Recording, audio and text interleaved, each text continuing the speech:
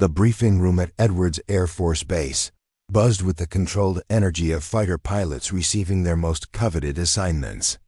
Squadron Commander Colonel Marcus Brennan stood at the front of the room, his weathered hands gripping the podium as he surveyed the assembled aviators of the 412th Test Wing. The morning sunlight streaming through the windows caught the dust motes dancing in the air, creating an almost ethereal backdrop for what would become a pivotal moment in military aviation history. Before we jump back in, tell us where you're tuning in from, and if this story touches you, make sure you're subscribed because tomorrow I've saved something extra special for you. Gentlemen, Brennan's voice carried the authority of 3 decades in military aviation. Today we're announcing the pilots selected for Operation Thunderstrike, the most challenging high-G force endurance test ever conducted by the United States Air Force. Captain Selin Rodriguez sat in the third row, her posture perfect, her dark eyes focused intently on the commander. Unlike the other pilots who leaned forward in anticipation, she remained composed, her hands folded neatly in her lap. She'd been through this ritual too many times before to allow herself the luxury of visible hope. This operation will push our aircraft and our pilots to the absolute limits of human endurance. Brennan continued, his gaze sweeping across the room. We're talking sustained G-forces exceeding anything previously attempted in combat scenarios. The physiological demands will be unprecedented. Major Derek Hamilton straightened in his front row seat, his chest already swelling with anticipated glory. Behind him, Captain Troy Ashford exchanged confident glances with Lieutenant Colonel Brett Morrison. These were the golden boys of the 412th, the pilots whose names appeared on every high-profile mission roster, whose faces graced the promotional materials, whose achievements were celebrated at every awards ceremony. Hamilton, Brennan announced, consulting his clipboard, you'll lead Alpha Squadron in the primary test sequence. Your experience with high-G maneuvers makes you our natural choice for the most demanding phase. Hamilton's grin was visible from 3 rows back. Yes, sir, honored to serve. Ashford, you'll command Beta Squadron. Morrison, you're heading up Gamma. Jenkins, you've got Delta. Each name was delivered with the weight of recognition, each pilot receiving a nod of acknowledgement. From their peers, Selin's name was notably absent from the primary assignments. She continued to sit quietly, her expression betraying nothing of the disappointment that had become as familiar as her morning coffee. Around her, the other pilots murmured their congratulations to the chosen few, their voices carrying a mixture of envy and respect. Now, Brennan's tone shifted slightly, becoming more administrative. We'll need support operations for this exercise. Rodriguez. Selin's head lifted slightly, though her voice remained steady. Yes, sir. You'll be handling the medical evacuation. Standby protocols. Should any of our primary pilots experience G-loc or other physiological distress, you'll be responsible for emergency extraction procedures. The assignment was delivered with clinical precision, professional and necessary, but unmistakably secondary. While her squadron mates would be pushing the boundaries of human performance, she would be circling at safe altitudes, waiting to rescue them if they pushed too hard. Understood, sir, Selin replied, her voice carrying no trace of disappointment or protest. It was the same tone she'd used 18 months ago when assigned to routine patrol missions while others flew combat sorties. The same tone from 6 months ago when she'd been tasked with training flights while others participated in joint exercises with the Navy's elite squadrons. As the briefing concluded and pilots began filing out, their conversations immediately turned to G-suit specifications and aircraft modifications. Hamilton clapped Morrison on the back, already strategizing about their approach to the high-G sequences. 10 Gs sustained for 30 seconds, he was saying, his voice filled with the kind of excitement reserved for extreme challenges. They say only about 5% of pilots can handle that without losing consciousness. Ashford joined their group, his expression serious but determined. The key is the breathing technique. Anti-G straining maneuvers have to be perfect, or you're done. One mistake and you're taking a little nap while your aircraft decides its own flight path. Their technical discussion was interrupted by Captain Lisa Hartwell, one of the few other women in the squadron. She approached Selen as the room continued to empty. Tough break, Rodriguez. Your sim scores are better than half of these guys. Selen gathered her materials with practiced efficiency. Support ops are important too. Someone needs to be ready if things go wrong. Hartwell studied her friend's face, searching for cracks in the professional facade. You know you're vertical. G-tolerance scores from last year's physicals were off the charts, right? Higher than Hamilton's, actually. Numbers on paper don't always translate to real-world performance, Selen replied, though they both knew this was a diplomatic deflection. The truth hung unspoken between them, that despite consistently exceptional performance in every measurable category, Selen somehow never made it onto the lists that mattered.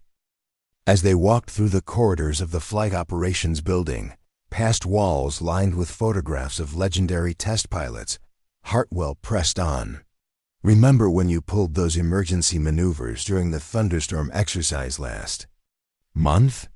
You handled G-forces that would have knocked most of these guys unconscious, and you did it while coordinating a rescue operation in zero visibility. Selen paused beside a photograph of Chuck Yeager, the man who first broke the sound barrier. His confident smile seemed to mock the current state of aviation equality. Different situation, different requirements. But Hartwell wasn't backing down. 9.7 Gs, Selen. I saw the flight data. You pulled 9.7 Gs during that dive recovery, and your voice never even wavered on the radio. Hamilton's personal best in controlled conditions is 8.2. The conversation was interrupted by the sound of approaching footsteps. Major Hamilton rounded the corner, his flight suit crisp, and his aviator sunglasses pushed up on his forehead. His smile was the practiced expression of someone accustomed to being the center of attention. Rodriguez Hartwell, he nodded in greeting. Looking forward to having solid backup on this operation. It's going to be intense up there. His tone was friendly, even respectful, but carried the unconscious assumption that his role as primary pilot and hers as support were natural extensions of their relative capabilities. It wasn't malicious. In fact, Hamilton was known for being one of the more professional officers in the squadron. But his casual dismissal of her potential was perhaps more frustrating than outright discrimination would have been. We'll be ready if you need us, Selen replied evenly. I'm sure you will. The medical evacuation protocols are crucial for an operation like this. Takes real skill to manage those extraction procedures safely. Hamilton's praise was genuine, but it reinforced her position in the support role. Speaking of which, have you reviewed the new G-Loc recovery procedures? Some pretty significant changes from the last manual. Selen had not only reviewed them, but had contributed to their development after identifying several inefficiencies in the previous protocols. Her recommendations had been incorporated into the final manual, though her name appeared nowhere in the acknowledgments. I'm familiar with the updates. Excellent. Well, I should get going. Pre-flight medical screening in 20 minutes. Can't have any surprises when we're planning to push the envelope this hard. Hamilton headed toward the medical wing, leaving the two women alone in the corridor. Hartwell waited until his footsteps faded before speaking. You literally wrote half of those procedures he was asking about. Contributing to mission success is what matters, Selen replied, but her friend caught the slight edge in her voice. Right, mission success. Hartwell's tone carried years of accumulated frustration. Just like your contributions to the new flight manual, and your improvements to the emergency response protocols, and your innovations in high-altitude navigation systems. All very important contributions that somehow never seem to translate into the assignments you deserve. They continued walking toward the hangar complex, passing through sections of the base that told the story of American aviation history. Edwards had been home to countless breakthrough moments, the first supersonic flights, experimental aircraft that pushed the boundaries of what was possible, pilots who risked everything to advance human understanding of flight. The irony wasn't lost on either of them that this legacy of innovation and boundary pushing seemed to have very specific ideas about who was qualified to participate in its continuation. In the distance, they could see the aircraft that would be used for Operation Thunderstrike. The F-35 Lightning II fighters sat in perfect formation, their angular surfaces reflecting the California desert sun. These were machines capable of extraordinary performance, designed to operate in conditions that would overwhelm human physiology. The pilots chosen to fly them would need to withstand forces that could render them unconscious in seconds, make split-second decisions while experiencing the equivalent of having several people sitting on their chest, and maintain perfect motor control while their vision narrowed and their cognitive function degraded. It was, by any objective measure, a job that required exceptional physiological tolerance, mental resilience, and technical skill. Selin possessed all three in abundance, as her training records and performance evaluations clearly demonstrated. Yet somehow, the connection between her capabilities and the opportunities available to her remained mysteriously elusive. "You know what the real irony is," Hartwell said as they approached the hangar. "Half the guys selected for this operation will probably wash out during the first high-G sequence. Hamilton talks a good game, but his last centrifuge test showed decreased performance above 7 Gs. Ashford has a history of spatial disorientation under stress. Morrison's reaction times slow significantly during sustained G loading." Selin had reviewed the same performance data. It was part of her responsibility as backup pilot to understand the capabilities and limitations of the primary crews. The picture painted by the objective numbers was troubling. Several of the selected pilots had concerning patterns in their high-stress performance, yet they'd been chosen over candidates with superior physiological profiles. "Maybe they'll surprise us," she said, though her tone suggested she found this unlikely. "Maybe." Hartwell checked her watch. "I need to get to my own briefing. The transport squadron has its own preparations for this operation." "But Selin?" She paused, meeting her friend's eyes. "When this thing goes sideways, and it will go sideways, don't let them forget what you're capable of." Preparing and narrating. This story took us a lot of time, so if you are enjoying it, subscribe to our channel. It means a lot to us. Now back to the story. Alone now, Selin continued toward her assigned aircraft.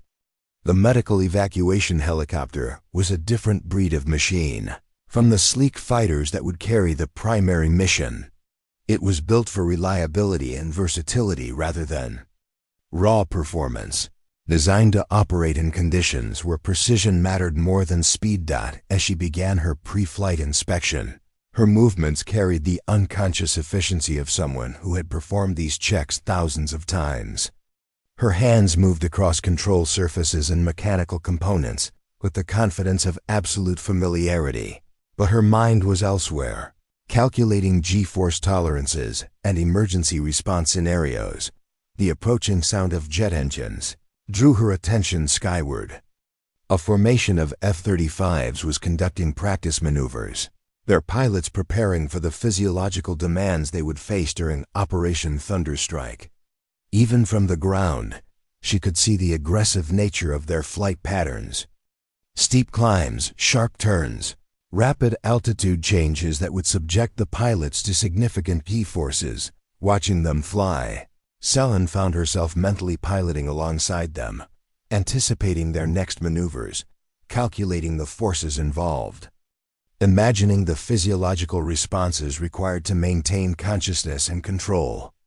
It was an unconscious habit developed over years of studying high-performance flight, a skill that had been honed through countless hours of simulation and theoretical study. What she couldn't know was that very soon, those mental calculations would become more than academic exercises. The forces that had kept her grounded were about to encounter a situation that would demand every ounce of her carefully hidden capabilities, and the distinction between primary and support operations would collapse under the weight of circumstances. No one had anticipated. The desert wind carried the sound of the departing aircraft across the tarmac, leaving behind a silence that seemed to hold its own form of anticipation. Selin completed her inspection and secured her aircraft, unaware that she was standing on the threshold of a moment that would redefine not only her own career, but the very assumptions about what it meant to handle the ultimate test of a fighter. Pilot's capabilities. The centrifuge facility at Edwards hummed with mechanical precision as it spun test. Subjects at forces that would make most people lose consciousness within seconds.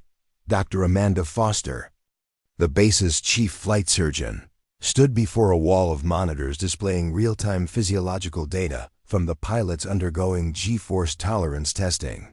The numbers told a story that contradicted everything the assignment board seemed to believe. "Interesting results from yesterday's sessions," she murmured to Chief Master Sergeant Kevin Blake, the facility's senior NCO who had overseen G-force testing for over 15 years. Blake's weathered face carried the expression of someone who had seen patterns that others missed. "Rodriguez again?" he asked, though he already knew the answer. Dr. Foster pulled up a data comparison on her tablet. Sustained 8.4 Gs for 45 seconds. Heart rate remained stable, no loss of peripheral vision, motor control tests all within normal parameters. Most importantly, cognitive function showed zero degradation throughout the entire sequence. Blake whistled low under his breath. "That's better than 90% of our so-called elite pilots." "It's better than 98%, Foster corrected. And this wasn't her first exceptional performance. Look at her historical data. She swiped through months of test results, each one painting the same picture of extraordinary physiological tolerance. Meanwhile, 3 buildings away in the Squadron ready room, Selin was reviewing mission parameters for her assigned support. Role in Operation Thunderstrike. The irony wasn't lost on her that while she studied emergency extraction procedures, the pilots she might need to rescue were struggling with gay forces she could handle without breaking a sweat. Lieutenant Marcus. Webb approached her table, carrying a coffee and wearing the expression of someone wrestling with an uncomfortable truth. Webb was newer to the squadron, having transferred from a transport unit 6 months earlier, and his fresh perspective hadn't yet been calibrated to accept certain assumptions as natural law. "Can I ask you something, Rodriguez?" he said, settling into the chair across from her. Selin looked up from her mission planning documents. "Shoot. I've been reviewing the pilot selection criteria for Thunderstrike. Physical requirements, G-tolerance standards, technical proficiency scores." Webb paused, clearly choosing his words carefully. "Your numbers are better than most of the guys flying primary missions. Actually, they're better than all of them in several categories." It was a conversation Selin had avoided having directly, though she appreciated Webb's willingness to voice what others only whispered about. "Selection involves more factors than just test scores." "Like what?" Webb's question carried genuine curiosity rather than challenge. Selin closed her planning folder, giving him her full attention. "Experience in high-stress environments, leadership, under pressure, team dynamics, track record in complex operations." Even as she spoke the words, they felt hollow. Her experience included successful completion of every advanced training program available, leadership roles in multiple crisis situations, and a track record of performance that consistently exceeded standards. But these achievements seemed to exist in a parallel universe when assignment time came around. Webb leaned forward slightly. "I pulled the after-action reports from the Mojave emergency response last year. You coordinated a multi-aircraft rescue operation while flying in conditions that grounded half the squadron. The report specifically mentions your ability to maintain precise control while pulling emergency G-forces that exceeded normal safety limits. The Mojave incident had been one of those situations where protocol books became useless and pilots had to rely on pure skill and instinct. A civilian aircraft had gone down in mountainous terrain during a severe weather event, and the rescue operation required flying in conditions that pushed both machines and humans to their absolute limits. That was a team effort, Sullen replied, though they both knew her role had been far more significant than her official report suggested. A team effort where you were the only pilot who could maintain consciousness during the high-G recovery. Maneuvers necessary to extract the survivors from that canyon, Webb pressed. The flight data shows you pulled over 9 Gs during the steepest part of that operation. Most pilots would have been unconscious. Their conversation was interrupted by the arrival of Captain Jennifer Walsh, the squadron's intelligence officer. Walsh had a reputation for analytical precision that made her observations particularly valuable, and her expression suggested she had something important to share. "Sorry to interrupt," Walsh said, pulling up a chair, "but I thought you should.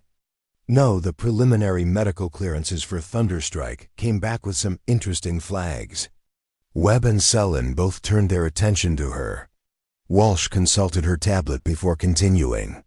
"Hamilton's showing early signs of G-induced cardiovascular stress. Nothing disqualifying yet, but his recovery times are increasing. Ashford had 2 minor G-loc episodes during last week's training flights. Morrison's spatial awareness tests are showing degradation above 7 Gs. The information painted a troubling picture of the pilot selected to push the boundaries of human G-force tolerance." Walsh continued. "On the other hand, the support pilot assignments include candidates with superior physiological profiles who could theoretically handle much higher stress loads." She didn't need to specify who she was referring to. Everyone at the table understood the implication. "Theoretically is different from practically," Sullen said. Though her tone lacked conviction, Walsh's expression suggested she found this distinction questionable. "The centrifuge data doesn't lie. Neither do the cognitive function tests or the motor control assessments. Some people are simply better equipped for high-G operations than others, regardless of other factors." As if summoned by their conversation, Major Hamilton appeared in the doorway of the ready room. His presence immediately shifted the dynamic of their discussion, not because he was intentionally intimidating, but because he represented the system they were indirectly questioning. "Rodriguez, glad I found you," he said, approaching their table. "I wanted to touch base about the medical extraction protocols for tomorrow's high-G sequences." Sullen straightened slightly. "What do you need to know?" "Well, we're planning to push into some pretty extreme territory. Sustained forces that could cause rapid onset G-loc if we're not careful. Want to make sure you're positioned optimally for a quick response if anyone runs into trouble." Hamilton's concern was genuine, but it carried the unconscious assumption that trouble was not only possible but likely. He was planning for his own potential failure while discussing contingencies with someone whose physiological data suggested she could handle the stresses he was worried about with considerably more margin for error. "I'll be maintaining position at 15,000 feet with full medical equipment and rescue capability," Sullen replied professionally. "Perfect. And you're comfortable with the rapid descent procedures if we need emergency extraction? Those maneuvers can be pretty demanding themselves." Webb exchanged a glance with Walsh. The irony was almost painful. Hamilton was expressing concern about Sullen's ability to handle emergency maneuvers that involved far lower G-forces than she routinely managed during her regular training sessions. "I'm qualified for all emergency procedures," Sullen assured him. "Great. I have to admit, I'm a little nervous about pushing 10 Gs for extended periods. That's getting into territory where even small mistakes can have serious consequences." Hamilton's admission was refreshingly honest, though it highlighted the disconnect between selection and capability. After he left, The three officers sat in contemplative silence for several moments. Finally, Webb spoke up. "This is insane. We're sending pilots who are nervous about 10 Gs to attempt maneuvers that might require 11 or 12, while keeping our most G-tolerant pilot in a support role." Walsh nodded grimly. "It gets worse. I've been reviewing the mission parameters, and there are scenarios where the primary pilots might need to exceed their tested limits significantly. The tactical situations they're preparing for could demand sustained high G performance beyond anything we've previously attempted." "What kind of scenarios?" Selin asked, though she suspected she already knew. "Evasive maneuvers against advanced surface-to-air missile systems. Combat situations where pilots might need to maintain consciousness and control while pulling maximum Gs for extended periods. The kind of flying where physiological limits become mission-critical factors." The implications were sobering. Operation Thunderstrike wasn't just a test of equipment capabilities. It was preparation for combat scenarios where G-force tolerance could mean the difference between mission success and catastrophic failure. Yet the pilots selected for these demanding roles weren't necessarily the ones best equipped to handle the physiological challenges. "There's something else," Walsh continued, lowering her voice slightly. "I've been tracking pilot performance trends across the past 18 months. There's a pattern in the assignment decisions that doesn't correlate with objective performance metrics." She pulled up a complex chart on her tablet showing pilot assignments versus measurable capabilities. The data points formed clusters that revealed uncomfortable truths about the selection process. Consistently high performers in certain demographic categories tend to receive support assignments regardless of their superiority in mission-critical skills. Meanwhile, pilots with performance flags in key areas continue to receive primary mission assignments. Webb studied the chart with growing amazement. "This is documented evidence of systematic bias in pilot selection." "It's documented evidence of a pattern," Walsh corrected carefully. "Drawing conclusions about causation would require analysis beyond my authority level. But the pattern was undeniable. Exceptional performance by certain pilots seemed to result in assignments that underutilized their capabilities, while concerning performance indicators in others were overlooked in favor of maintaining established hierarchies," Selin absorbed this information with the stoic acceptance that had characterized her response to similar situations throughout her career. "Patterns don't change mission requirements. We still need to be ready to support the operation as assigned." "But what if the assignments are wrong?" Webb asked. "What if we're setting up primary pilots to fail while keeping our best performers in backup roles?" It was a question that had no easy answers, at least not within the current command structure. The three officers understood that raising formal objections to pilot selection would require them to challenge not just individual decisions, but entire systems of evaluation and assignment. As they gathered their materials and prepared to leave the ready room, Walsh made one final observation. "Tomorrow's operation is going to reveal whether our selection criteria actually correlate with mission performance. If the primary pilots can't handle the G-forces required for their assigned maneuvers, we'll have our answer about whether these patterns serve mission effectiveness or just perpetuate comfortable assumptions." Selin walked back toward the hangar. Complex, her mind processing the conversation and its implications. Around her, the base continued its preparations for Operation Thunder. Strike with the mechanical efficiency of a well-oiled military machine. Aircraft were being configured, systems tested, pilots briefed on procedures that would push them to their absolute limits. What remained unspoken was the growing recognition among those who paid attention to objective data that the limits being tested might not belong to the pilots currently assigned to test them. The most qualified candidates for the most demanding challenges were being held in reserve, available to clean up the consequences when ambition exceeded capability. The desert evening was settling over Edwards as Selin completed her final preparations. Tomorrow would bring the first phase of Operation Thunderstrike, and with it, the first real test of whether the selection decisions would prove justified by performance.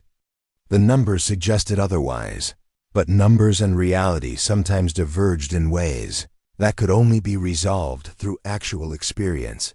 She had no way of knowing that within 24 hours, those abstract concerns about selection criteria and G-force tolerance would become matters of life and death, and that her role would shift from support to primary in ways no one had anticipated.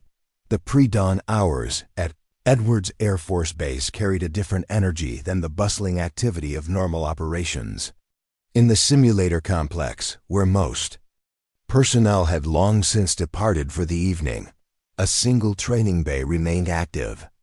The soft blue glow of instrument panels illuminated Selen's focused expression as she worked through her third consecutive hour of high-G scenario training. The advanced flight simulator wasn't just reproducing normal flight conditions, it was programmed to replicate the extreme physiological stresses of sustained high-G combat maneuvers. Most pilots used these sessions sparingly, as the realistic G-force simulation could be physically demanding even in controlled conditions. Selen had been running back-to-back scenarios that would exhaust most aviators within 30 minutes. Technical. Sergeant Rachel Martinez, the night shift simulator technician, watched the performance readouts with growing fascination. In her 8 years of managing the facility, she had never seen anyone maintain such consistent control through the brutal sequences Selen was attempting. "Ma'am," Martinez called through the intercom, "you've been pulling simulated 9 to 10 Gs for over 40 minutes. Don't you want to take a break?" Selen's voice came back steady and controlled, despite the fact that she was currently experiencing forces equivalent to 10 times her body weight. "Just finishing this sequence, Sergeant. Another few minutes." On Martinez's monitoring screens, the biometric data told an extraordinary story. Heart rate elevated but stable, blood pressure within acceptable ranges, cognitive response times actually improving as the session progressed. Most remarkable was the motor control precision. Selen was executing maneuvers requiring millimeter accuracy while experiencing G-forces that would render most people unconscious. What Martinez couldn't see was the mental calculation Selen was performing simultaneously with her flying. She was analyzing optimal response patterns for the exact scenarios that Operation Thunderstrike would present, studying the physiological demands that the primary pilots would face, and developing contingency procedures that weren't covered in any official manual. The simulator scenario concluded with a complex recovery sequence that required instantaneous responses to multiple system failures while maintaining high-G flight. Selen completed it flawlessly, bringing the virtual aircraft to a safe landing despite simulated engine failure, hydraulic system problems, and communication breakdown, all while pulling 8 Gs. "Unbelievable," Martinez muttered, reviewing the performance data. "Ma'am, can I ask you something?" "Go ahead," Selen replied, beginning her post-flight shutdown procedures. "I've monitored hundreds of pilots through these high-G scenarios. Your performance parameters are unlike anything I've seen. Why aren't you flying primary missions?" It was a question Selen had learned to deflect diplomatically. Different roles require different skill sets. Support operations are just as important as primary missions. But Martinez wasn't easily deterred. "With respect, ma'am, support operations don't require someone who can maintain precision control while pulling double-digit Gs for extended periods. What you just did in there, most of our hotshot pilots would have been unconscious halfway through." As Selen emerged from the simulator, Martinez handed her the performance printout. The numbers were impressive even to someone accustomed to exceptional results. Sustained G-forces averaging 9.3 over 45 minutes, with peak loads reaching 10.8 gigaseconds during the emergency sequences. "Do you mind if I keep a copy of this data?" Martinez asked. "For training reference purposes." This kind of performance could be valuable for developing improved pilot preparation protocols. Selen hesitated. Exceptional simulator performance had a way of drawing attention she preferred to avoid. Just standard training, Sergeant. Nothing special about it. But Martinez was already studying the readouts with the enthusiasm of someone who recognized breakthrough performance when she saw it. Ma'am, this isn't standard anything. You just completed scenarios that we typically use to wash out candidates who think they're ready for extreme G-force operations, and you did it like you were taking a leisurely Sunday drive. Their conversation was interrupted by the arrival of Captain Walsh, who had been working late in the intelligence section and noticed the active simulator bay. Her appearance wasn't coincidental. Walsh had been quietly tracking Selen's after-hours training sessions and was beginning to understand the true scope of her capabilities. "Burning the midnight oil again, Rodriguez?" Walsh asked, though her tone suggested she already knew the answer. "Just staying current on emergency procedures," Selen replied. Walsh glanced at the performance data Martinez was holding. "Mind if I take a look?" Martinez handed over the printout, and Walsh's eyebrows rose as she scanned the numbers. "These are the results from tonight's session?" "Yes, ma'am. Lieutenant Rodriguez just completed our most demanding high-G scenario sequence. Her performance metrics are, well, they're extraordinary." Walsh studied the data more carefully, her analytical mind immediately grasping the implications. These G-force tolerances are higher than anything recorded during official testing. Significantly higher. "About that," Martinez said, pulling up historical data on her tablet. "I've been reviewing Lieutenant Rodriguez's training records over the past year. She's been running these extreme scenarios regularly, always during off-duty hours, always pushing into G-force ranges that exceed our standard operational requirements." The three women stood in the quiet simulator bay, surrounded by the soft hum of cooling electronics and the weight of unspoken recognition. Walsh was the first to voice what they were all thinking. "You've been training for scenarios beyond what's required for your current assignment. Scenarios that match exactly what the Thunderstrike primary pilots will face tomorrow." Selen's expression remained carefully neutral. "Comprehensive preparation benefits everyone. If I understand the full scope of potential emergency situations, I can provide better support." It was a reasonable explanation that didn't fully account for the sophistication and intensity of her training regimen. Walsh recognized the diplomatic deflection, but chose not to press directly. "Martinez, how do these performance numbers compare to the primary pilot data you have on file?" The sergeant consulted her records, though she already knew the answer. Lieutenant Rodriguez's sustained G tolerance exceeds every primary pilot's tested limits. Her cognitive function under stress is superior to anyone in the squadron. Her motor control precision at high Gs is, well, it's basically off the charts. The implications hung in the air like an unspoken indictment of the assignment process. The pilot with the highest demonstrated capability for the mission's most demanding requirements had been relegated to support status, while pilots with concerning performance limitations had been selected for the primary roles. Walsh made a decision that would prove significant in the coming hours. "Rodriguez, I'm going to ask you a direct question, and I'd appreciate a direct answer. If circumstances required, could you successfully complete the primary mission objectives for Operation Thunderstrike?" Selen considered her response carefully. A truthful answer would acknowledge capabilities that exceeded her current assignment parameters. A diplomatic deflection would maintain the status quo, but potentially compromise mission effectiveness. "If circumstances changed, I believe I could contribute effectively to mission success in whatever capacity is required," she said finally. It was a carefully worded response that avoided direct claims while acknowledging potential.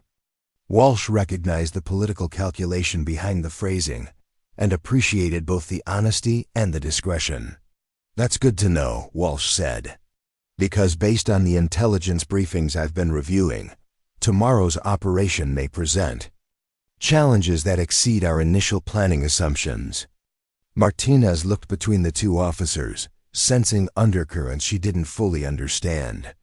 Is there something wrong with the mission planning? Walsh hesitated, clearly weighing how much to reveal. Let's just say that the scenarios we're preparing for may be more demanding than anticipated. Having backup capabilities that exceed minimum requirements could prove valuable. What Walsh couldn't reveal was the classified intelligence suggesting that the defensive systems they would face during Operation Thunderstrike had been significantly upgraded since the mission planning began. The G-force requirements for successful evasion and engagement might exceed the tested limits of the primary pilot's dot as they prepared to leave the simulator facility. Martinez made one final observation. Lieutenant, I've seen a lot of pilots come through here. Different backgrounds, different skill levels, different approaches to training. But I've never seen anyone prepare for missions they weren't assigned to with the intensity you bring to these sessions. Preparation is never wasted, Selin replied. No, but this level of preparation suggests you're planning for responsibilities beyond your current assignment. Almost like you know something the rest of us don't. The comment was more perceptive than Martinez realized. Selin had been analyzing mission parameters, intelligence reports, and pilot performance data for months. Her conclusion was that Operation Thunderstrike would likely exceed the capabilities of its assigned pilots, and that contingency planning was not just prudent, but essential. As they walked across the darkened base toward their respective quarters, Walsh fell into step beside Selin. The night air carried the sound of distant aircraft engines, other operations continuing around the clock as the military machine maintained its readiness. Off the record, Walsh said quietly, I've been analyzing threat assessments for tomorrow's operation. The intelligence picture has been evolving, and not in ways that favor our current mission configuration. Selin waited for her to continue. The defensive systems we'll face are more sophisticated than originally briefed. The G-force requirements for successful completion could exceed 10 Gs sustained over significant periods.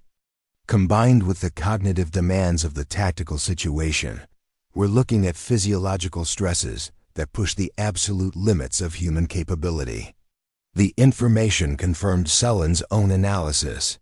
The gap between mission requirements and pilot capabilities was larger than anyone in the command structure seemed to recognize. Are you planning to brief the primary pilots on these developments? Selin asked. I've submitted updated threat assessments through proper channels. Whether that information affects pilot assignments or mission parameters is above my pay grade. Walsh paused. But I wanted to make sure our support elements were aware of the potential complexity. They had reached the point where their paths diverged toward different sections of the base housing. Walsh turned to face Selin directly. Tomorrow is going to test everyone's limits. The pilots, the aircraft, the support systems, the entire operational concept. When that happens, the distinction between primary and support roles may become less important than who can actually get the job done. With that observation, Walsh headed toward her quarters, leaving Selin alone under the star-filled desert sky. The base around her hummed with quiet activity as personnel prepared for an operation that would push the boundaries of military aviation capability. What none of them fully understood, yet, was that those boundaries were about to be tested not just by planned scenarios, but by circumstances that would reveal the true cost of assignment decisions based on factors other than pure capability. The morning would bring challenges that would strip away comfortable assumptions and force recognition of abilities that had been systematically overlooked. Selin stood for a moment longer, mentally reviewing the scenarios she had trained for and the real-world applications they might face. Her preparation had been more thorough than anyone realized, her capabilities more extensive than her assignments. suggested, and her readiness for responsibility more complete than the command structure acknowledged. Soon, very soon, those hidden preparations would be put to the ultimate test. Dawn at Edwards brought with it an unusual atmospheric pressure system that meteorologists would later describe as unprecedented for the region. The early morning sky carried an ominous quality that seemed to mirror the tension building in the Mission Control Center.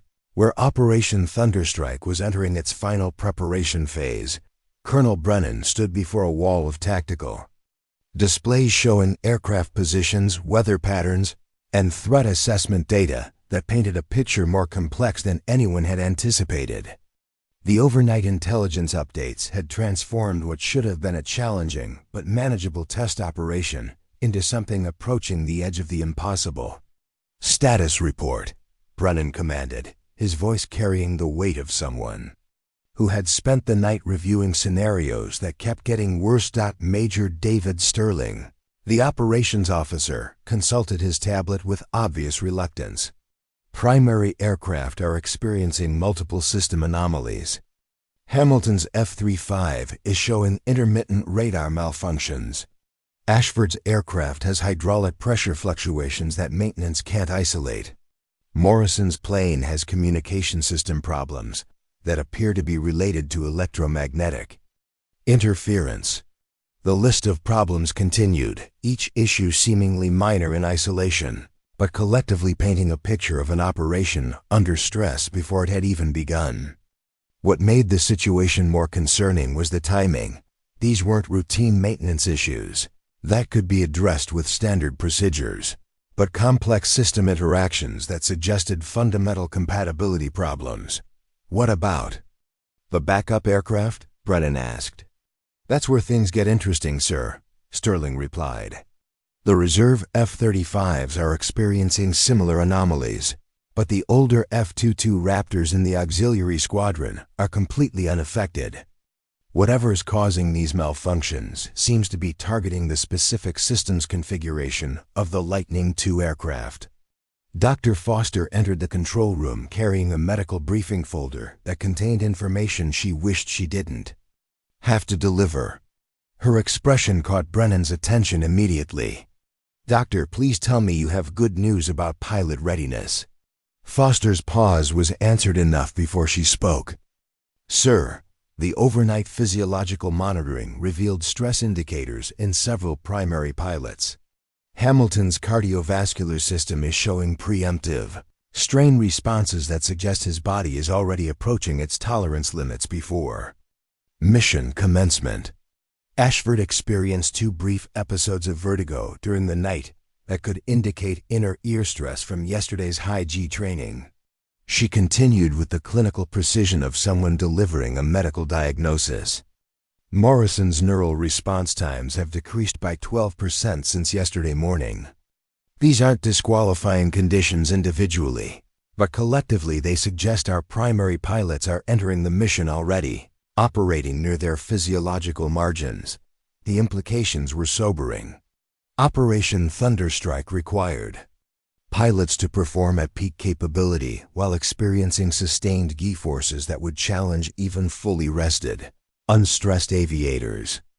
Beginning the mission with pilots already showing strain indicators was a recipe for failure and potentially disaster. Brennan studied the tactical display showing the mission parameters that had evolved overnight. The defensive systems they would face had been upgraded beyond initial intelligence estimates, requiring evasive maneuvers that would subject pilots to sustained G-forces exceeding anything previously attempted in operational conditions. "Sir," Sterling interjected, reading from a new intelligence update, "we're getting real-time data from reconnaissance assets in the target area. The surface-to-air missile systems have been enhanced with new tracking algorithms that require significantly more aggressive evasive maneuvers to defeat." The technical details painted a picture of an engagement that would push pilots to pull sustained G-forces in the 11 to 12 G range levels that exceeded the tested capabilities of every primary pilot assigned to the mission. It was no longer a question of whether the operation would challenge human limits, but whether those limits could be exceeded safely. "What are our options?" Brennan asked, though his tone suggested he already knew the answer wouldn't be encouraging. "We can abort the mission," Sterling replied. "Or we can proceed with degraded aircraft and pilots operating beyond their tested parameters." Neither option was acceptable for an operation that had taken months to plan and coordinate. Aborting would waste significant resources and delay critical testing that other operations depended on. Proceeding with compromised assets would risk not only mission failure, but potential loss of life. It was at this moment that Captain Walsh entered the control room, carrying intelligence files that would fundamentally alter the mission's trajectory. "Sir, urgent intelligence update," she announced. "The electromagnetic anomalies affecting our F-35 systems aren't random equipment failures. We're detecting coordinated electronic warfare, testing from the opposing force that's specifically targeting the Lightning II's integrated systems." The revelation transformed the technical problems from mysterious malfunctions into evidence of sophisticated opposition. The mission was no longer just testing pilot and aircraft capabilities. It was facing active countermeasures, designed to exploit specific vulnerabilities in their most advanced fighter aircraft. "This changes everything," Brennan muttered, studying the new intelligence data. "If they can neutralize our primary aircraft before engagement even begins, we're not testing our capabilities, we're demonstrating our weaknesses." Sterling pulled up comparative aircraft data on his display. "Sir, the F-22 Raptors don't share the same system vulnerabilities. Their older architecture is actually more resistant to the electronic warfare measures being employed." "How many F-22s do we have available?" 4 aircraft, all fully operational and unaffected by the interference patterns. Brennan's mind raced through the implications. They had 4 functional aircraft and 4 primary pilots whose physiological readiness was questionable. The mathematical equation was stark, but the human factors made it even more problematic. "Pilot compatibility with F-22 systems?" he asked. Dr. Foster consulted her medical files. "All primary pilots have F-22 qualification, but their recent training has focused on F-35 systems. The transition back to F-22 operations would require recalibration time we don't have and would add additional stress to pilots already operating near their limits." The situation was deteriorating rapidly from challenging to potentially catastrophic. The mission required pilots who could handle extreme G-forces in aircraft they weren't optimally prepared for, while facing opposition more sophisticated than anticipated. "Sir," Walsh interjected, "there's something else. The electronic warfare systems we're facing include countermeasures, specifically designed to induce spatial disorientation in pilots during high-G maneuvers. The combination of extreme physical stress and technological interference could cause complete mission failure." It was then that Technical Sergeant Martinez appeared in the doorway of the control room, carrying performance data that she had been debating whether to present. Her presence was unusual. Enlisted personnel typically didn't enter mission control during critical planning phases, but the information she carried was too important to channel through normal bureaucratic processes.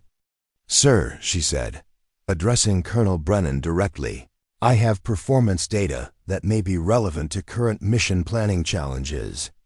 Brennan looked up from the tactical displays, his expression suggesting he was open to any information that might provide solutions to their mounting problems. "What kind of data, Sergeant?" Martinez handed him the performance reports from cell and simulator sessions, along with comparative analysis she had prepared overnight. "These are G-force tolerance and cognitive performance metrics from advanced scenario training." The pilot demonstrated capability to handle sustained 11 to 12 G operations while maintaining full cognitive function and motor control precision. The silence that followed was profound as Brennan and his staff absorbed the implications. They were looking at documented evidence that someone in their squadron could handle the exact physiological demands that the mission now required, and that their primary pilots were struggling to meet. Who generated these performance metrics? Brennan asked. Lieutenant Selin Rodriguez, sir. Support operations pilot currently assigned to medical evacuation standby for this mission. Dr. Foster leaned forward to examine the data more closely. These numbers are extraordinary. Sustained 12G tolerance with maintained cognitive function is performance that exceeds what we typically see from our most elite test pilots. Sterling was already pulling up Selin's service record on his tablet. Sir, Rodriguez has F22. Qualification with over 200 hours in type. Her systems knowledge and flight experience in the Raptor actually exceeds several of our primary pilots. The pieces of a potential solution were falling into place, but the implications challenged fundamental assumptions about pilot assignments and capability assessment.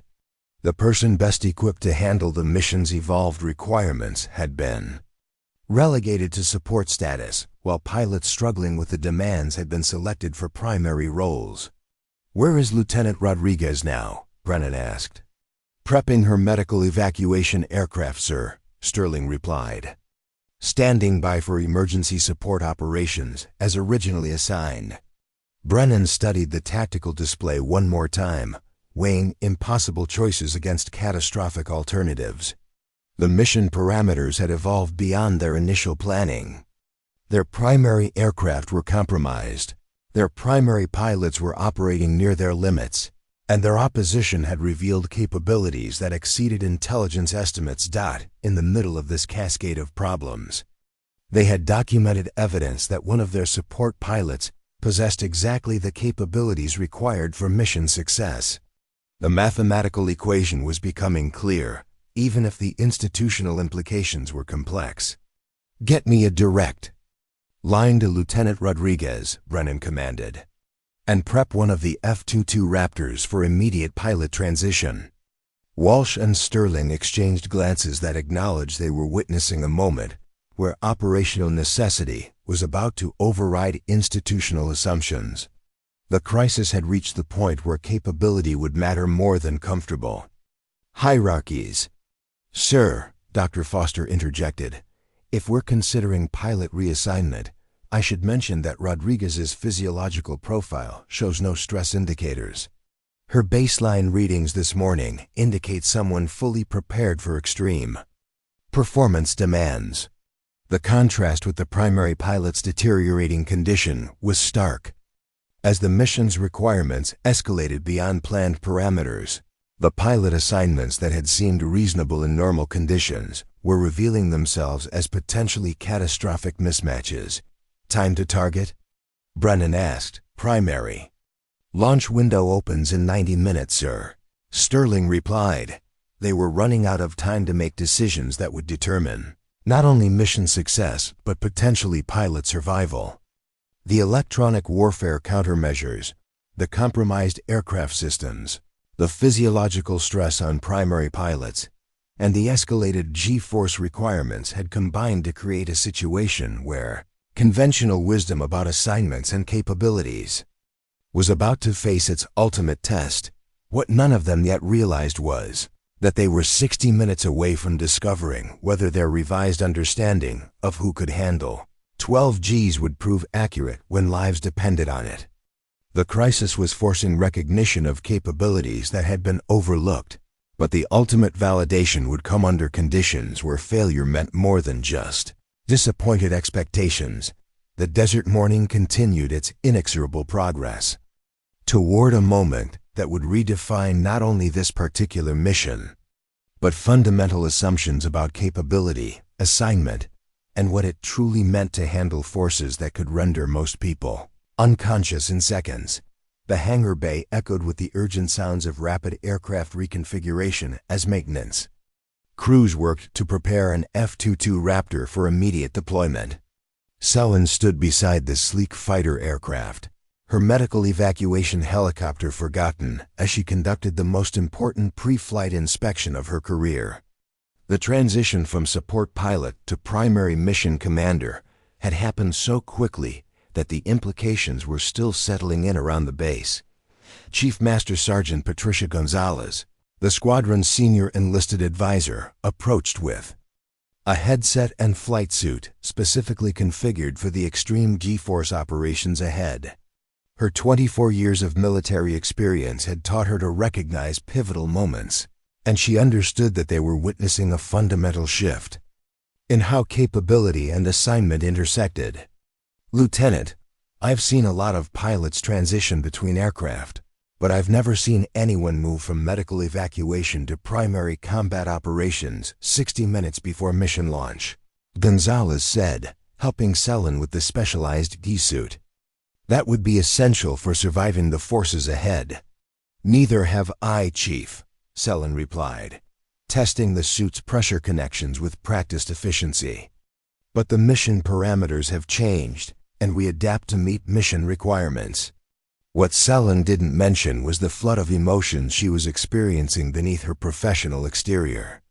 After 18 months of support assignments and overlooked capabilities, she was finally being asked to perform at the level she had always known she could achieve. The opportunity came wrapped in crisis, but it was still the validation she had prepared for. Through countless hours of simulation and training, Dr. Foster arrived with real-time physiological monitoring equipment that would track Selen's responses throughout the mission. The data would serve multiple purposes: ensuring her safety during extreme G-force operations, providing baseline measurements for future high-performance flight planning, and documenting capabilities that had been theoretical until now. "Rodriguez, I need to be completely honest with you," Foster said, attaching the monitoring sensors. "What we're asking you to do exceeds every established safety protocol for sustained G-force operations. The mission profile calls for maneuvers that will subject you to forces approaching the absolute limits of human tolerance." Selen continued her equipment checks while absorbing this information. "What are the specific parameters, Doctor?" "Sustained. 11 to 12 Gs for periods up to 90 seconds, with potential peak loads reaching 13 Gs during evasive maneuvers. The electronic warfare countermeasures will add cognitive stress that compounds the physiological challenges. Most pilots would lose consciousness within 15 seconds of these conditions."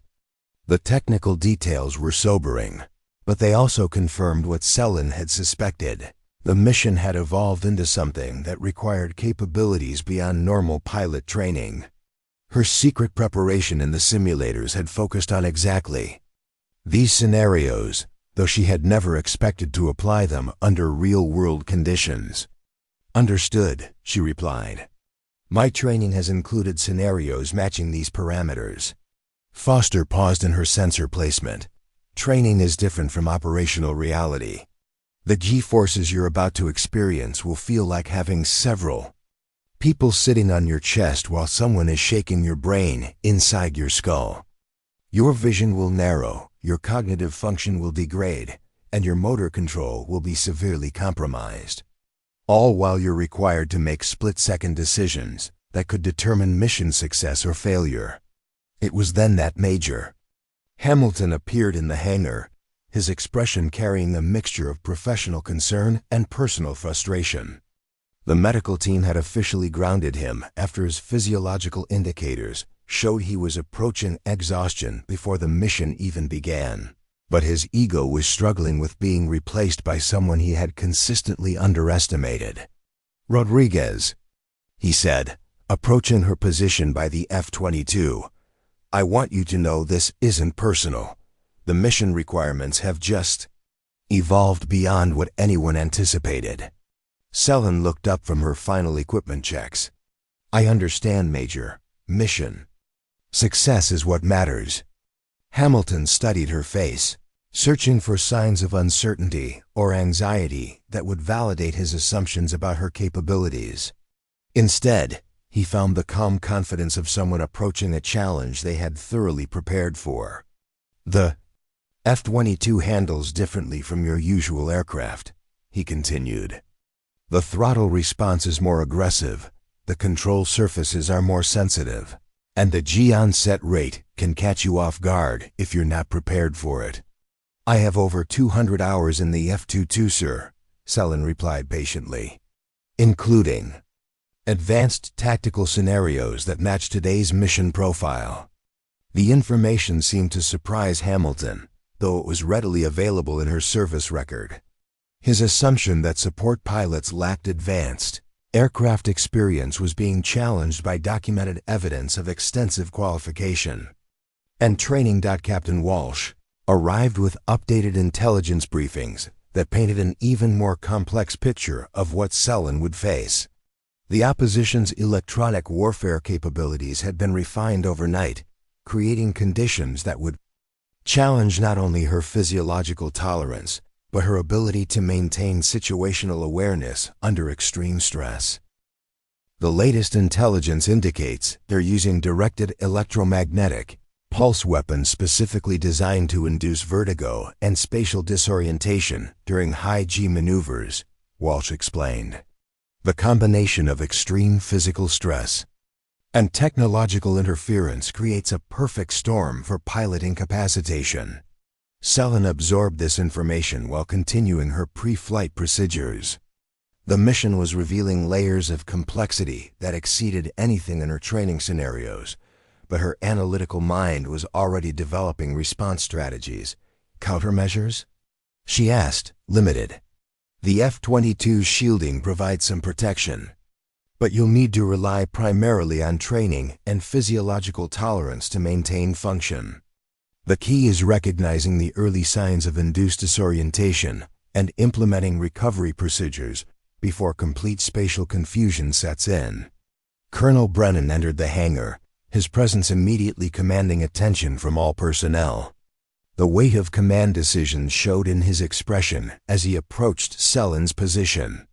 The choice to reassign primary mission responsibility had been his to make, and the consequences would rest on his shoulders regardless of the outcome. Lieutenant Rodriguez, he began formally, I want to make sure you understand exactly what we're asking of you. This mission has evolved far beyond our initial planning parameters. The G-force requirements now exceed anything we've previously attempted in operational conditions. The opposition capabilities have proven more sophisticated than our intelligence estimates. The margin for error has essentially disappeared. Selin straightened to attention. Yes, sir. If you have any doubts about your ability to handle these conditions, now is the time to express them. There's no shame in acknowledging when a mission exceeds safe operational limits. It was a moment that crystallized everything Selin had experienced over the past 18 months. The systematic underestimation, the overlooked capabilities, the assignments that never matched her potential, all of it, had led to this pivotal question about whether she could perform when everything was on the line. Sir, I'm ready to execute. The mission as briefed, she replied without hesitation. Brennan studied her expression, searching for any signs of bravado or false confidence that might indicate she was underestimating the challenges ahead. Instead, he found the steady resolve of someone who had been preparing for exactly this moment, even if she hadn't known when it would arrive. The primary mission objective is intelligence gathering in a heavily defended area. You'll need to penetrate sophisticated air defense systems, maintain position for extended periods while under electronic attack, and extract with data that's critical for future operations, all while experiencing G-forces that could render you unconscious if you make any mistakes. The mission parameters confirmed what Selin had suspected. This wasn't just a test of aircraft capabilities, but preparation for real-world scenarios where failure would have strategic consequences. The pressure was immense, but it was also exactly the kind of responsibility she had been training to handle. Understood, sir. I'm prepared for the mission requirements. As the final pre-flight preparations continued around them, Technical Sergeant Martinez approached with last-minute performance data from the F-22 systems. The aircraft had been configured specifically for the extreme maneuvers ahead, with modifications that would help manage the physiological stresses of sustained high-G flight. Ma'am, the aircraft systems have been optimized for your performance profile, Martinez explained.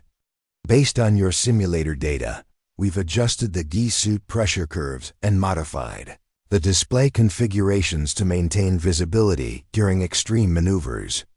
The aircraft should respond to your control inputs even under conditions that would overwhelm most pilots.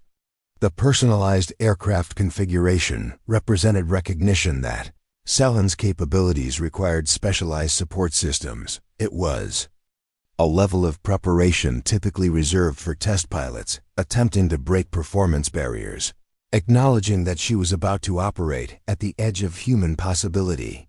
Time to launch, Brennan announced, checking his watch. Weather conditions are optimal, opposition assets are in position, and an intelligence gathering window opens in 40 minutes. As Selen climbed into the F-22's cockpit, the reality of the moment settled around her. The aircraft that surrounded her represented the pinnacle of air superiority technology, designed to operate in the most demanding conditions imaginable.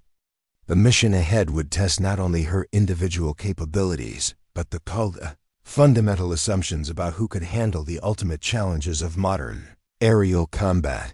The canopy closed with a solid thunk that sealed her into a world of instruments, displays, and systems that would either support her through the most demanding flight of her career or bear witness to the limits of human performance. The engine spooled up with the distinctive whine of advanced turbofan technology, generating the power that would soon propel her into conditions that few humans had ever experienced and survived. Tower, Raptor 1 ready for departure, she transmitted, her voice carrying the calm professionalism that had characterized her entire career.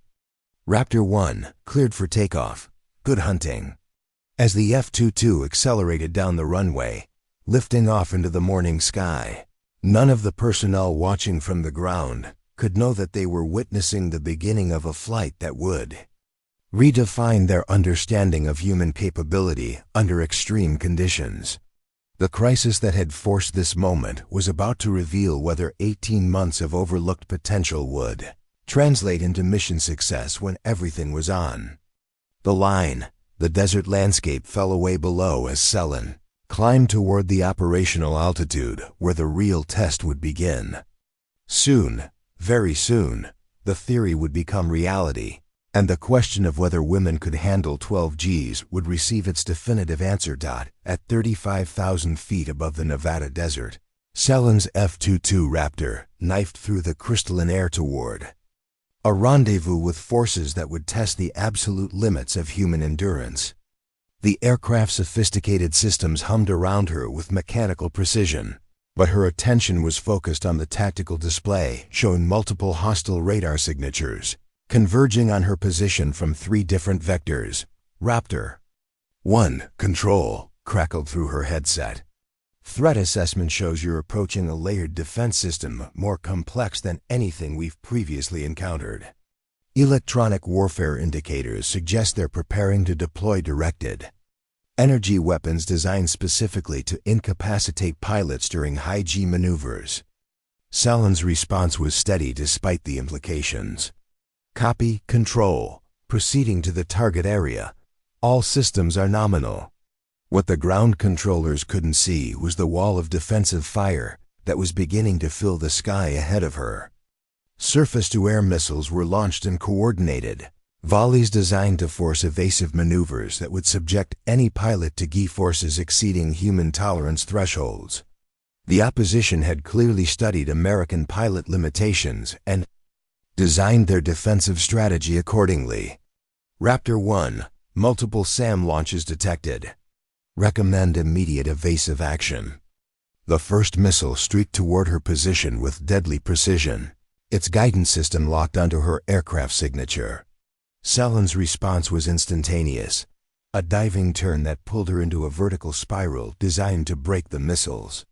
Tracking solution. The G-forces hit her like a physical blow as the aircraft pulled 11 Gs in the initial evasive maneuver.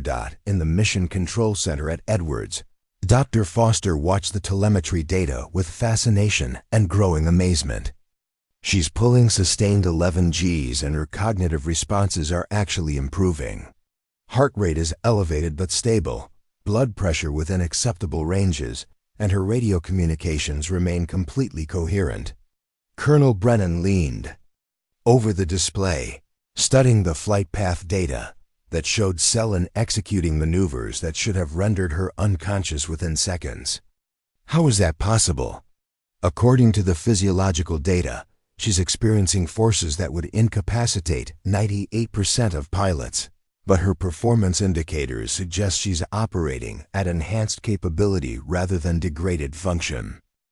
High above the desert, Selen was experiencing something that no amount of simulation could have fully prepared her for. The extreme G forces were indeed affecting her body. She could feel the weight pressing down on her like a physical presence. Her vision narrowing as blood flow redistributed away from her extremities. But instead of the panic or disorientation that typically accompanied such conditions, she found herself entering a state of hyperfocus where every system and sensation seemed to crystallize into perfect clarity. "Control, Raptor 1, she transmitted while pulling a hard right turn that subjected her to 12.3 Gs. First wave of missiles defeated, proceeding to the primary target area. The transmission stunned everyone in mission control. Not only was she conscious and coherent after experiencing forces that exceeded all established tolerance limits, but she was successfully completing the mission objectives while doing so. Raptor 1, be advised we're reading 12.3 Gs on your last maneuver. Please confirm the aircraft and pilot status." "Aircraft systems nominal, pilot condition green," Selen replied, her voice carrying no trace of the strain she was experiencing. "Beginning intelligence gathering runs on primary targets." What happened next would be analyzed and discussed in military aviation circles for decades. As Selen approached the heavily defended intelligence target, the opposition activated their most sophisticated countermeasure, a directed electromagnetic pulse weapon designed to induce complete spatial disorientation while pilots were experiencing maximum G-stress. The weapon fired just as Selen entered a climbing turn that was pulling 12.8 Gs, creating conditions that should have resulted in immediate pilot incapacitation, followed by aircraft loss. Instead, her response demonstrated capabilities that redefined human performance under extreme stress. "Control, Raptor 1 experiencing directed EMP attack during high G maneuver," she transmitted with clinical precision. "Implementing spatial reference recovery procedures while maintaining an evasive pattern." In mission control, Captain Walsh was staring at displays that showed impossible data. She's maintaining perfect flight control while experiencing electromagnetic attack during 12.8 G loading. The cognitive demands of that situation should be beyond human capability. But the most remarkable demonstration was yet to come. As Selen completed her intelligence gathering run and prepared to extract from the target area, the opposition launched their final assault, a coordinated attack designed to force her into a sustained high G climb that would either destroy her aircraft through structural failure or incapacitate her through physiological overload. "Raptor 1, multiple threats converging on your position. You have approximately 30 seconds to clear the area before the defensive envelope closes completely." Selen's response revealed the true depth of her preparation and capability. "Control, executing emergency extraction maneuver. Be advised, sustained high G climb required to clear the threat envelope." What followed was a display of pilot skill and physiological tolerance that exceeded every established benchmark for human performance.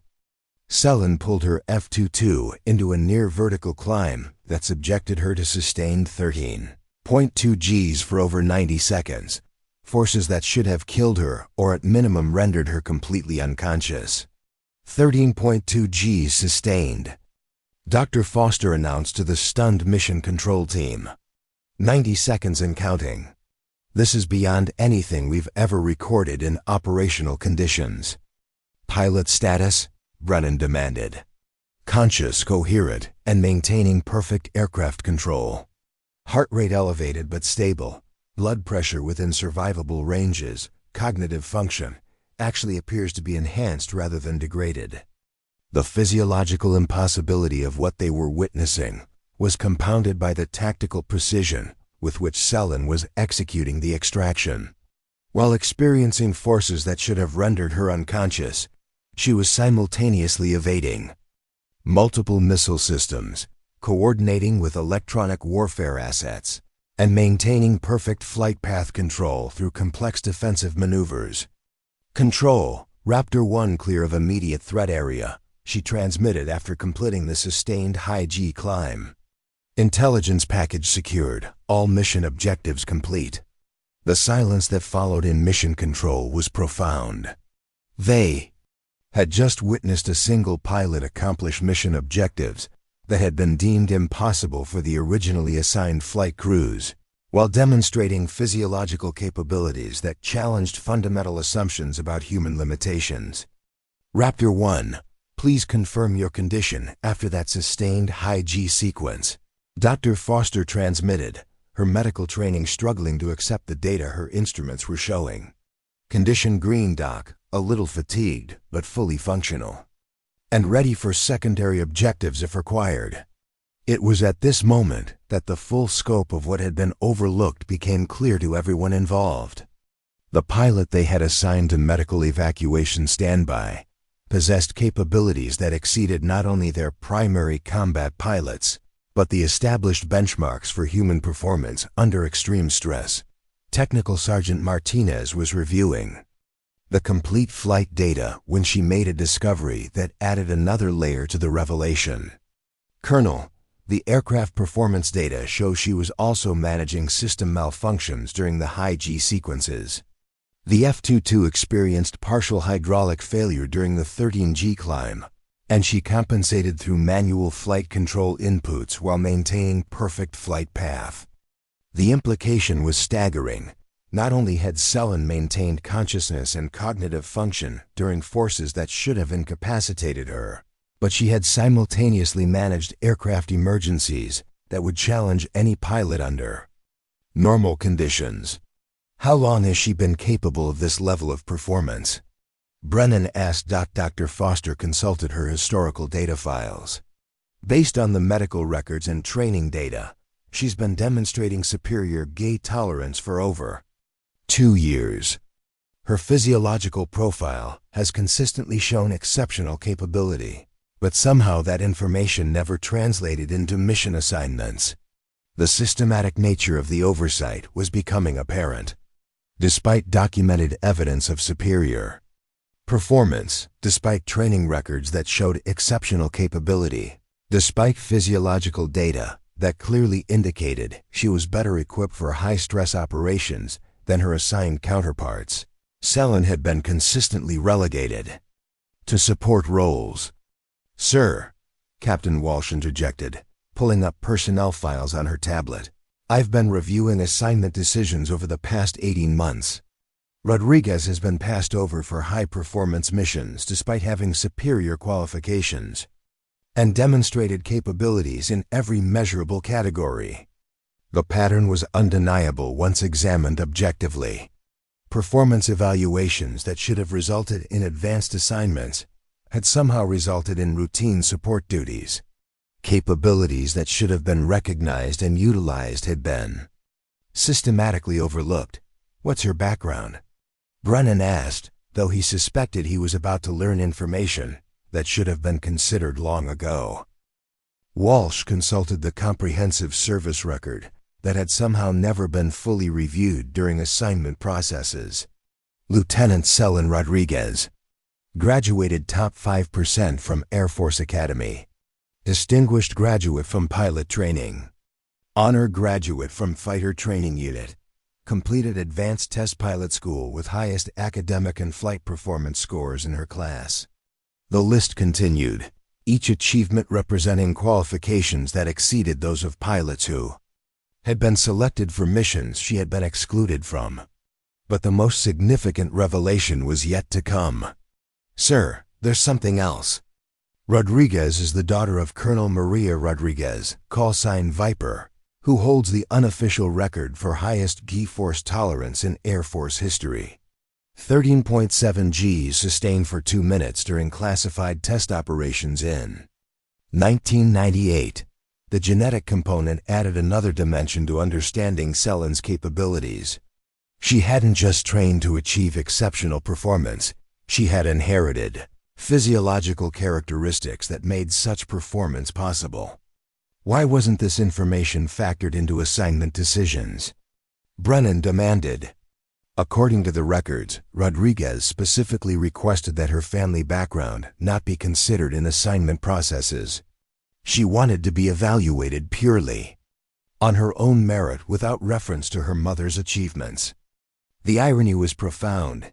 In attempting to avoid preferential treatment based on family legacy, Selin had inadvertently ensured that her exceptional capabilities were overlooked in favor of pilots with inferior qualifications, but more conventional profiles. As her F-22 approached Edwards for landing, Selin was unaware of the revelations unfolding in mission control.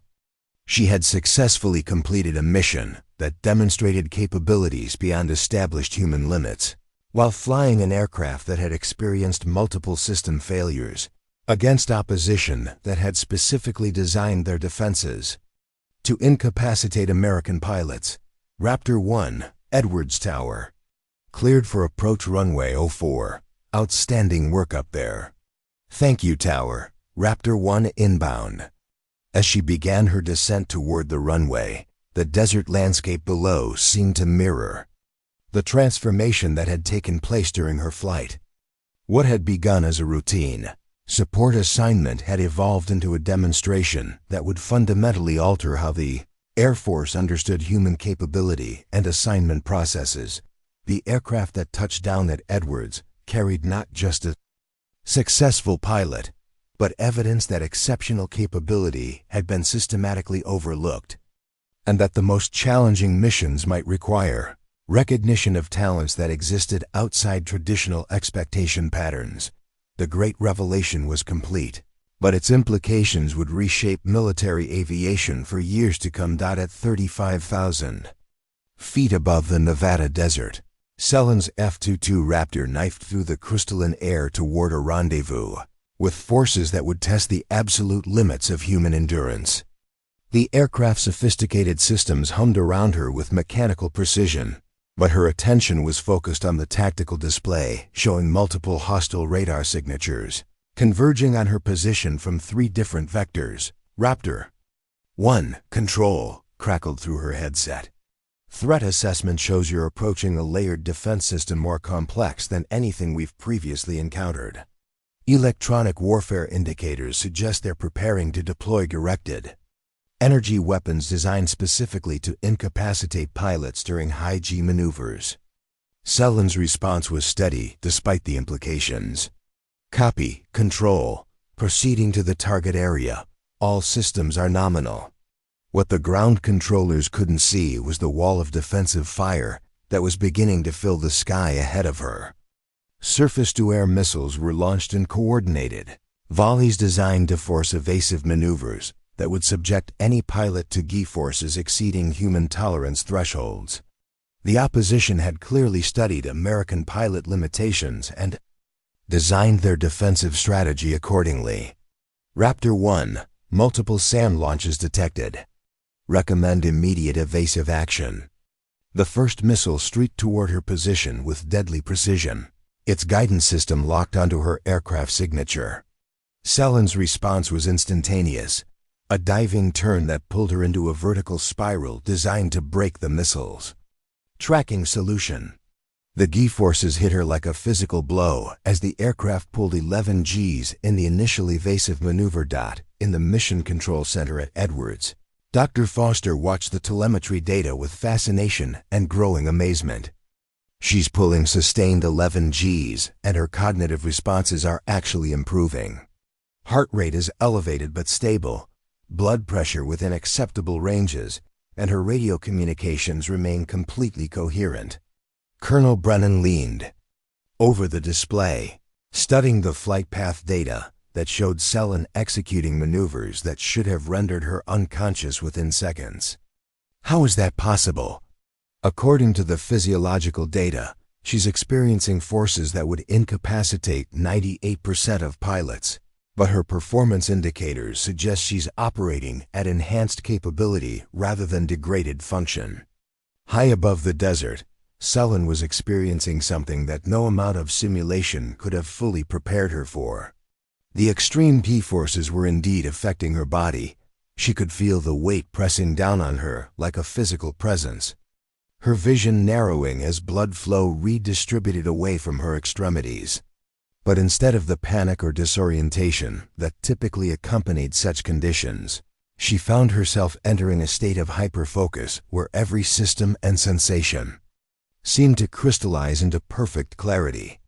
"Control, Raptor 1, she transmitted while pulling a hard right turn that subjected her to 12.3 Gs.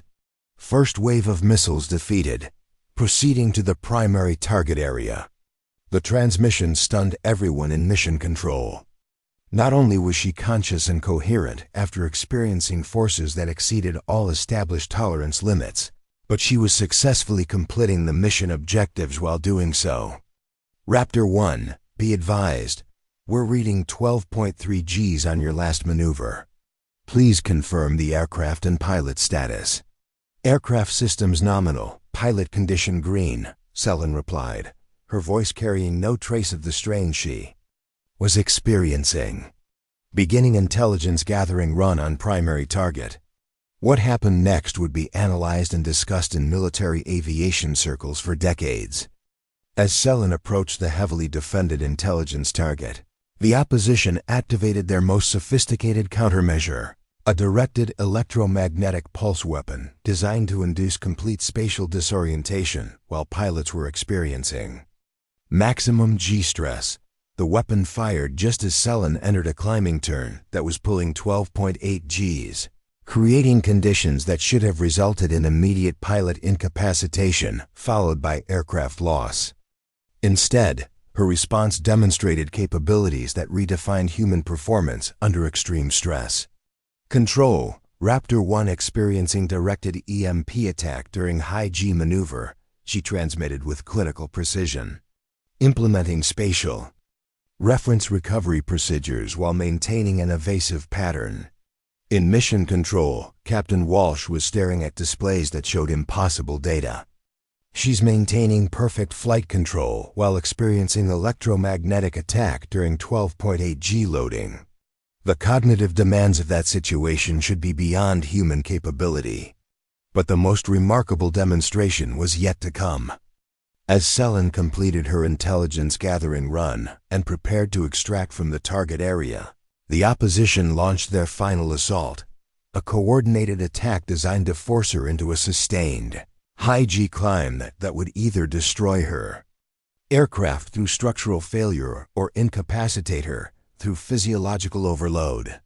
"Raptor 1, multiple threats converging on your position. You have approximately 30 seconds to clear the area before the defensive envelope closes completely." Selen's response revealed the true depth of her preparation and capability. "Control, executing emergency extraction maneuver. Be advised, sustained high-G climb required to clear the threat envelope." What followed was a display of pilot skill and physiological tolerance that exceeded every established benchmark for human performance. Selen pulled her F-22 into a near-vertical climb that subjected her to sustain 13.2 Gs for over 90 seconds, forces that should have killed her or at minimum rendered her completely unconscious. 13.2 Gs sustained, Dr. Foster announced to the stunned mission control team.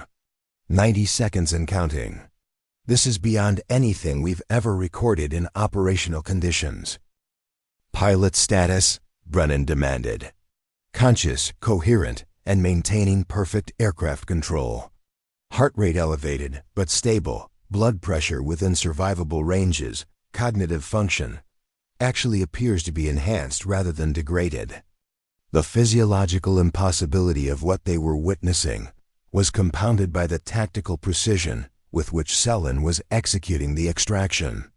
While experiencing forces that should have rendered her unconscious, she was simultaneously evading multiple missile systems, coordinating with electronic warfare assets, and maintaining perfect flight path control through complex defensive maneuvers. "Control, Raptor 1 clear of immediate threat area," she transmitted after completing the sustained high-G climb. "Intelligence package secured, all mission objectives complete." The silence that followed in mission control was profound. They had just witnessed a single pilot accomplish mission objectives that had been deemed impossible for the originally assigned flight crews, while demonstrating physiological capabilities that challenged fundamental assumptions about human limitations. "Raptor 1, please confirm your condition after that sustained high-G sequence," Dr. Foster transmitted, her medical training struggling to accept the data her instruments were showing. "Condition green, Doc, a little fatigued but fully functional, and ready for secondary objectives if required." It was at this moment that the full scope of what had been overlooked became clear to everyone involved. The pilot they had assigned to medical evacuation standby possessed capabilities that exceeded not only their primary combat pilots, but the established benchmarks for human performance under extreme stress. Technical Sergeant Martinez was reviewing the complete flight data when she made a discovery that added another layer to the revelation. "Colonel, the aircraft performance data shows she was also managing system malfunctions during the high-G sequences. The F-22 experienced partial hydraulic failure during the 13G climb, and she compensated through manual flight control inputs while maintaining perfect flight path." The implication was staggering. Not only had Selen maintained consciousness and cognitive function during forces that should have incapacitated her, but she had simultaneously managed aircraft emergencies that would challenge any pilot under normal conditions. "How long has she been capable of this level of performance?" Brennan asked. Dr. Foster consulted her historical data files. "Based on the medical records and training data, she's been demonstrating superior gait tolerance for over 2 years. Her physiological profile has consistently shown exceptional capability, but somehow that information never translated into mission assignments. The systematic nature of the oversight was becoming apparent. Despite documented evidence of superior performance, despite training records that showed exceptional capability, despite physiological data that clearly indicated she was better equipped for high-stress operations than her assigned counterparts, Selen had been consistently relegated to support roles. "Sir," Captain Walsh interjected, pulling up personnel files on her tablet, "I've been reviewing assignment decisions over the past 18 months. Rodriguez has been passed over for high-performance missions, despite having superior qualifications and demonstrated capabilities in every measurable category. The pattern was undeniable once examined objectively. Performance evaluations that should have resulted in advanced assignments had somehow resulted in routine support duties. Capabilities that should have been recognized and utilized had been systematically overlooked." "What's her background?" Brennan asked, though he suspected he was about to learn information that should have been considered long ago. Walsh consulted the comprehensive service record that had somehow never been fully reviewed during assignment processes. "Lieutenant Selen Rodriguez, graduated top 5% from Air Force Academy, distinguished graduate from pilot training, honor graduate from fighter training unit, completed advanced test pilot school with highest academic and flight performance scores in her class." The list continued, each achievement representing qualifications that exceeded those of pilots who had been selected for missions she had been excluded from. But the most significant revelation was yet to come. "Sir, there's something else. Rodriguez is the daughter of Colonel Maria Rodriguez, callsign Viper, who holds the unofficial record for highest G-force tolerance in Air Force history. 13.7 Gs sustained for 2 minutes during classified test operations in 1998. The genetic component added another dimension to understanding Selen's capabilities. She hadn't just trained to achieve exceptional performance, she had inherited physiological characteristics that made such performance possible. Why wasn't this information factored into assignment decisions? Brennan demanded. According to the records, Rodriguez specifically requested that her family background not be considered in assignment processes. She wanted to be evaluated purely on her own merit without reference to her mother's achievements. The irony was profound. In attempting to avoid preferential treatment based on family legacy, Selin had inadvertently ensured that her exceptional capabilities were overlooked in favor of pilots with inferior qualifications, but more conventional profiles. As her F-22 approached Edwards for landing, Selin was unaware of the revelations unfolding in mission control. She had successfully completed a mission that demonstrated capabilities beyond established human limits, while flying an aircraft that had experienced multiple system failures against opposition that had specifically designed their defenses to incapacitate American pilots. Raptor 1, Edwards Tower. Cleared for approach runway 04. Outstanding work up there. Thank you, Tower. Raptor 1 inbound. As she began her descent toward the runway, the desert landscape below seemed to mirror the transformation that had taken place during her flight. What had begun as a routine support assignment had evolved into a demonstration that would fundamentally alter how the Air Force understood human capability and assignment processes. The aircraft that touched down at Edwards carried not just a successful pilot, but evidence that exceptional capability had been systematically overlooked, and that the most challenging missions might require recognition of talents that existed outside traditional expectation patterns. The great revelation was complete, but its implications would reshape military aviation for years to come. Up next, you've got 2 more standout stories right on your screen. If this one hits the mark, you won't want to pass these up. Just click and check them out. And don't forget to subscribe and turn on the notification bell so you don't miss any upload. From us,